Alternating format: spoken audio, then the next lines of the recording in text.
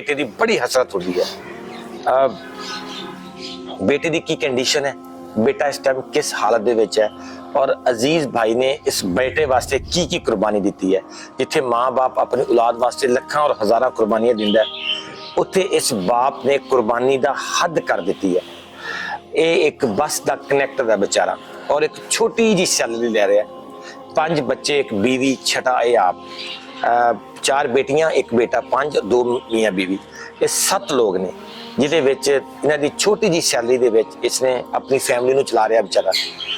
हुण एक कंडीशन आ गई है कि इसने इस बेटे के इलाज वास्ते, बेटे की कंडीशन की है मैं शायद मेरे को देखिया भी नहीं जा रहा। बेटे की जो कंडीशन होएगी तुहानूं अजीज साहब खुद अपने मुंह नाल दसणगे।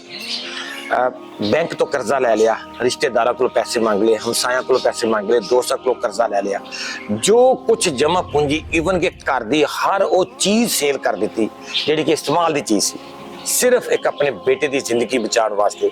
जिथे असी हज़ारां जगह के उत्ते देखो, अगर किसी भी एक ऐसे एक्टर का, किसी अदाकार का, किसी सिंगर का बेटा, लाइक जिवें तुहानूं पता कि मैं 4-5 दिन पहले असद अब्बास जिहड़ा है वे दुनिया तो चला गया, उहदे बेटे वास्ते मैं उन्होंने एक बिग डोनेशन दे के आया। इसी तरह इंशाल्लाह मैं इहदे नाल खड़ांगा।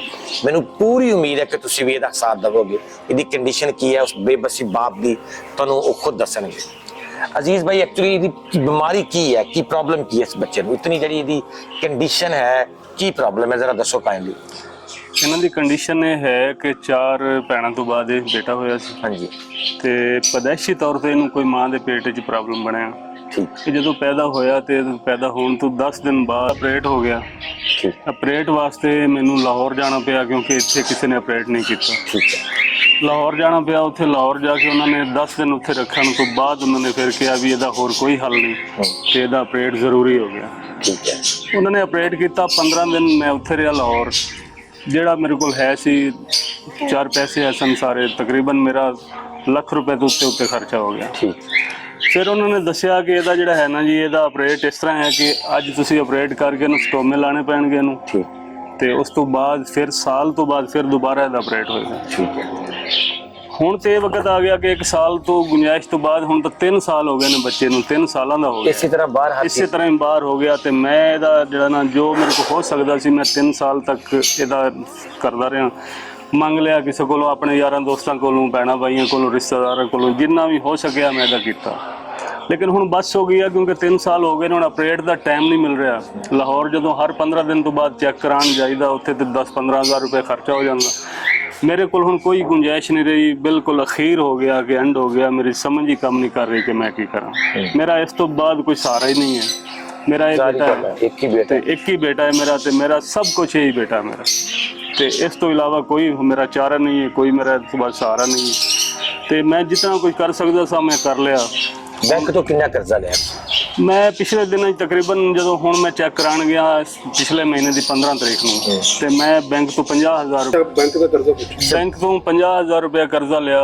जिहड़ा एक दफ़ा चैक कराने गया उत्थे तो 20,000 उत्थे खर्चा हो गया। बाकी आके रस्ते दे विच लग गया। बाकी घर जिन्ना कि हो सकता है, दवाइयां मेडिसिन वगैरह का हो गया। दुध के डब्बे दे 1100 का 1200 का दुध का डब्बा आंदा सी, वो लैके मेडिसिन लैके, क्योंकि झंग दे साडे डॉक्टर जो साडा जिला जंग है, इत्थे कोई डॉक्टर इनू हत्थ ही नहीं पांदा। कहंदे साडा केस ही नहीं। जदों भी कोई मसला बनता इनू लाहौर लैके जाना पैंदा, जिथे हर डॉक्टर कहता जी मेरा केस नहीं, इनू इत्थों तक कि दवाई कोई नहीं देंदा, मेडिसिन कोई नहीं देंदा। वो कहते जी साडा केस ही नहीं, इनू जिथों इहदा ऑपरेट कराया इनू उत्थे लैके जाओ। तो मेरी इन्नी गुंजाइश नहीं, मैं एक बस कनैक्टर हाँ, मेरा सैलरी थोड़ी है, मेरे 4 बच्चियां ने, है बच्चा है, असी 5-6 फर्द बनने हैं फैमिली के। लेकिन मेरे को कोई हल नहीं, मैं किसी के अगे डेढ़ नंगा नहीं करना चाहता। लेकिन अज मेरा एंड हो गया, अखीर हो गई कि मेरे को होर कोई चारा नहीं रहा, कोई वसैल नहीं है, कोई चारा नहीं। तो बस हुण समझ नहीं आ रही कि मैं की करा। तो की अल्लाह पाक बेहतर करेगा इंशाल्लाह। मैं तेरे इस बेटे का प्रॉपर पूरा इलाज करावांगा, बिल्कुल भी परेशान नहीं होना, ठीक है? इस मंगल नूं फिर मैं दोबारा चेक कराने, ये गुंजाइश है मेरे को कि मेरे को किराया नहीं कि मैं लाहौर का किराया भर के चला जाऊँ। तो मैं 3-4 बंदे को इस टाइम तक पैसे ले चुके हैं, मंग चुके हैं, लेकिन किसी पासों नहीं।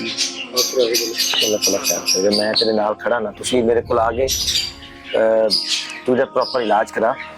अल्लाह ताला इंशाल्लाह हर वो मुमकिन कोशिश करांगे ਜਿਹੜੀ करनी चाहिए ਸਾਨੂੰ ठीक है। और मैं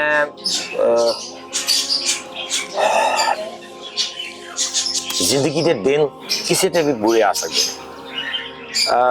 ਤੁਹਾਡੇ ਸਾਹਮਣੇ ਕਿ ਲੋਕ ਲੱਖਾਂ ਕਰੋੜਾਂਪਤੀ ਹੁੰਦੇ ਨੇ ਔਰ ਉਹ ਐਂਡ ਦੇ ਉੱਤੇ ਆ ਕੇ ਇਸ ਤਰ੍ਹਾਂ ਦੀ ਬਿਮਾਰੀਆਂ 'ਚ ਉਲਝ ਕੇ ਬਿਲਕੁਲ 0/0 ਹੋ ਜਾਂਦੇ ਨੇ। 4 ਬੇਟੀਆਂ ਦਾ ਬਾਪ ਬੱਚਿਆਂ ਨੂੰ ਵਿਚਾਰਾ ਨਹੀਂ ਪੜ੍ਹਾ ਸਕਦਾ। 4-4 5-5 7-7 ਦਿਨ ਲਾਹੌਰ ਰਹਿਣਾ ਪੈਂਦਾ ਹੈ ਆਪਣੇ ਇਸ ਬੇਟੇ ਨੂੰ ਲੈ ਕੇ, ਨਾਲ ਬੀਵੀ, 4 ਬੇਟੀਆਂ ਕਿਸੇ ਦੇ ਭਾਈ ਦੇ ਜਾਂ ਕਜ਼ਨ ਕੋਲ ਜਾਂ ਕਿਸੇ ਰਿਸ਼ਤੇਦਾਰ ਕੋਲ ਛੋੜ ਕੇ ਜਾਂਦਾ। मैं जितने भी मोहब्बत करने वाले मुखैर हजरात ने जेडे बाहर बैठे हुए ने इस बच्चे वास्ते दिल खोल के एक इंसानी जान है, एक बाप की आस उम्मीद है, उसका आखिरी सहारा उम्मीदा का। 4 बेटे तो बाद अल्लाह ताला ने एक बेटा अता किया और उसकी बीमारी के उत्ते सब कुछ लगा दिता इस बंदे ने। और दिन रात, सुबह दोपहर शाम रात, और ये संभालना इन्हें बहुत मुश्किल है। रात को सौंदा नहीं है बच्चा, नाल कदे ये जागदा, कदे दी बीवी बेचारी जागदी है।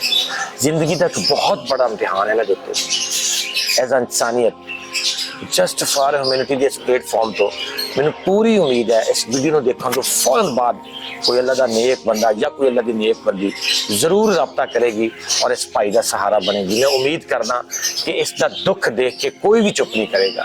अगर थोड़ी डोनेशन भी हुई तो ये बच्चे वास्ते काफ़ी है। इन्हें सिर्फ और सिर्फ 3-3 लाख रुपए की नीड है और एक कोई बहुत बड़ी बिग अमाउंट नहीं है।